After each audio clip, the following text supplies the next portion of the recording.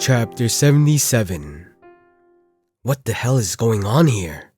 Jogul couldn't come to his senses. It was the first time Jogul saw her from such a close distance. He wondered if there could be any disciple in Mount Hua who didn't know of Yu Yisol. It wasn't because Jogul was a third-class disciple. He had never even heard of her having a friendly conversation with anyone. Despite being a disciple of Mount Hua, Yu Yisol was known to keep her distance from others. But now, she was talking to Chongmyung right in front of him. Soon, the piercing glares of the second-class disciples all stabbed into Chongmyung like razor-sharp daggers. Wow, those eyes could really kill people. Well, it was all aimed towards Chongmyung, who was sitting next to Jogul. But by sitting next to him, it felt inevitable that he would be dragged into the crossfire. Chongmyung, please, be respectful, you bastard. These are the second-class disciples. What is with that tone? Despite all that, Chongmyung remained calm. In an atmosphere that felt like something was about to happen, Yu Yisol whispered softly as if nothing was wrong. It'll only be a minute. I said I'm not interested, but it really will just take a moment. I said no. Don't you get what I'm saying? Watch the way you talk. Speak politely, you bastard. Jogul ended up pressing on Chongmyung's thighs without realizing it, causing Chongmyung to turn his head towards him. What? You shouldn't ask that. He shouldn't have asked that in front of his sasuks. He should understand what was happening. Clicking his tongue, Chongmyung turned his head to Yu Yisol. I have nothing to say or speak about with you, but I have something to tell you. I really don't want to hear it. It's fine. Just 1 minute. Let's go outside. No need. Can't you see I'm eating? Then I'll wait until you finish. The second-class disciples were on the verge of going crazy. First, they had never seen Yu Yisol speak so much at once to a young disciple. No, to be precise, they didn't remember her ever talking so much with any of the second-class disciples either. But didn't it seem like Yu Yisol was clinging onto this man? Right. The second thing that made them agitated was the attitude of Chongmyung. That crazy son of a bitch. Nothing is going to happen now, right? Doesn't that bastard have eyes? He has to be a true Taoist. Burning anger and subtle respect were pouring onto Chongmyung. As a Taoist who cultivates and walks the path of Tao, the first thing one must do is stay away from worldly desires. However, Yu Yisol's existence was one that destroyed that dedication. No matter how well disciplined a person was, they had no choice but to listen and stray from their path if Yu Yisol made a request. Anyone would, seeing her beautiful face and expression. However, Chongmyung was openly complaining that Yu Yisol was annoying him. That was unimaginable for the second-class disciples. I said no. I have a lot of work to do. Find someone else. I came here for you. No, why would... It was then. It was low. Although it was low, it was a sound that spread widely after being imbued by ki. Everyone turned their heads to see Baek Chun, who steadily got up from his seat and smiled at Chongmyung. Chongmyung, was it? Yes. A short answer. But Baek Chun wasn't angry. In such a situation, showing anger meant that the opponent won. I understand that you're tired from visiting the sect leader and taking on various tasks. You're likely even doing work that I'm unaware of. However, since your senior is so kindly requesting your time, don't you think you should hear what she has to say, regardless of how tired you may be? Baek Chun spoke softly to Chongmyung. He thought that it would work out. Why? Baek Chun's hand trembled. Did he hear wrong? No. So why did he hear the word why? Shocked, Baek Chun looked at Chongmyung's expression. Seeing that pouty expression, it didn't seem like he heard it wrong. Forcing the anger down to calm himself. Be calm. If he got angry at a third-class disciple, it would reflect negatively on his character. Did you say why? Yes. There are many reasons. First of all, a person should have manners. There is also a rule which says that you need to respect those above you. Ah, manners. As if he understood, Chongmyung nodded and looked at Yu Yisol. Senior, yes. Apologize quickly. He's saying that you aren't behaving politely right now. Yu Yi-sol raised a finger, pointing to herself. Yes, apologize. Me? Ugh, you don't seem to understand at all. Chongmyung explained it. This is a party to celebrate the return of the second-class disciples. It's rude to make use of this gathering to sort out your personal affairs and act individually. Ah. As if that made sense, Yu Yi-sol nodded her head, stood from her seat, and bowed to Baek Chun. I apologize, Sahyung. I didn't think that far. No, Same, that's not... Baek Chun bit his lip. Just why did it turn out like this? And when he tried to open his mouth and manage the situation, Chongmyung spoke again. Not to him. You should apologize to Sasuk, since you made a mistake around your senior. You're right. Yu Yi-sol bowed her head again towards Eungum. This disciple was short-sighted. Eungum smiled. It is fine now that you understand, so sit down. Yes, Sasuk. It was Baek Chun who ended up getting Yu Yi-sol into trouble. He couldn't figure out what to do. He was flustered, and it was embarrassing to back down without seeing it through to the end.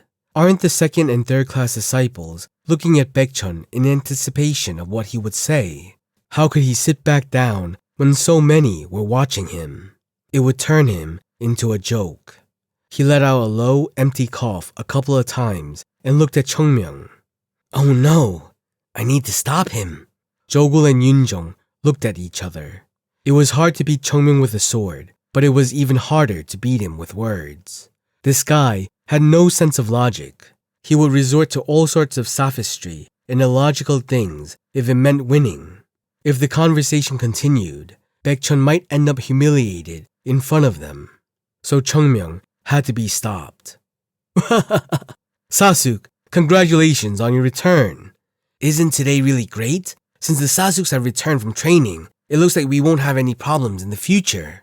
Jogul and Yoonjong desperately tried to switch the topic. They didn't mean to defend Chongmyung. It was simply because they didn't want to see Mount Hua turn into a mess with Baek Chun and Chongmyung fighting on their first meeting. Baek Chun glanced at the two of them. Reflected in their desperate gaze, Baek Chun opened his mouth with narrowed eyes. Chongmyung, was it? Ugh, what a persistent guy. I don't know anything, and I don't care. Understanding that it was impossible to stop him, the two reached out and grabbed the hem of Chongmyung's robe. Please, just this once in your life, behave politely. Did he understand their earnestness? Chongmyung opened his mouth. You must have had a tough time traveling all the way here. Oh? Yoonjong and Jogul were shocked. How long had it been since such pleasantries came out of Chongmyung's mouth? You keep asking the same thing over and over. Do you need to go rest? As if his character could change overnight. Damn that consistent bastard. Baek Chun's eyebrows twitched. I will ask once again. Are you certain that we haven't met before? Nope, I've never seen you before. It will be better if you answer honestly. Hey, I already told you that we've never met. Do you think I would deceive you? Looking at his glistening eyes, no one would think he was lying, except for the third-class disciples and Eungum. The second-class disciples might also doubt him. Really? I'll know if I ask. Baek Chun turned towards Eungum. He didn't want to do this, but this was the only way he could regain the upper hand. Sasuk, I saw that child in the morning drinking alcohol in a restaurant in Hwaeum. Eungum's eyes twitched. Really? Yes. As far as I know, it is forbidden for the third-class disciples to leave Mount Hua. However, it is definitely unforgivable for them to leave behind their uniform and travel in plain apparel down to... It is fine. Yes, I saw... Huh? Baek Chun, who bowed his head with clasped hands, lifted his head. Did he hear it wrong again? No. What was up with his ears? He keeps hearing the strangest answers. I said it is fine. Baek Chun looked at Eungum with a shocked face. Eungum was a man who valued manners and discipline above all else.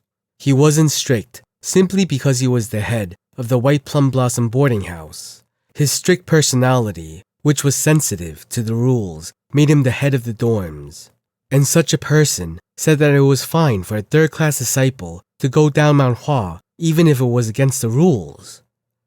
Sasuke, that child is allowed to go down Mount Hua without asking for permission. Permission? Who would give a child such permission? The sect leader granted it to him.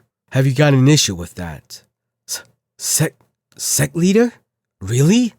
He was so shocked that he had covered his mouth with both his hands. Hearing the tone of Sasuke's voice, he knew that asking again would be crossing the line. Somehow, Baek Chun seemed to be getting off on the wrong foot with everyone today. Baek Chun turned to Chungmyeong with a shocked gaze. Chungmyeong was quickly moving his chopsticks and inhaling food as if he had no interest in what was happening. Baek Chun would have been less angry if the child at least looked at him with a sneer, but this indifference was infuriating.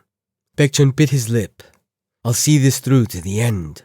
He had no intention of backing down. Baek Chun opened his mouth again, but then a man came in through the entrance. It was the finance head, Hyun-young, wearing his usual cold expression. He strode in and looked around. We greet the elder. We greet the elder. When everyone stood and greeted him, he just waved his hands as if it was annoying. Right. Continue having a good time. I shouldn't have come. I'm only here to check it out. Everyone, eat as much as you want and rest in peace. I am leaving.